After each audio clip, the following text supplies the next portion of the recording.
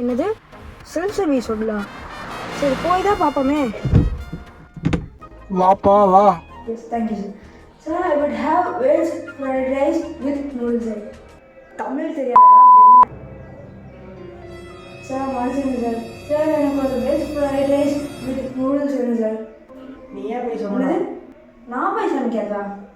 Sir இது self service hotel, நீங்க தான் போய் சமைக்கணும். ஓ நீங்க அப்படி வரீங்களா? சரி சரி. என்ன பண்ணுறது?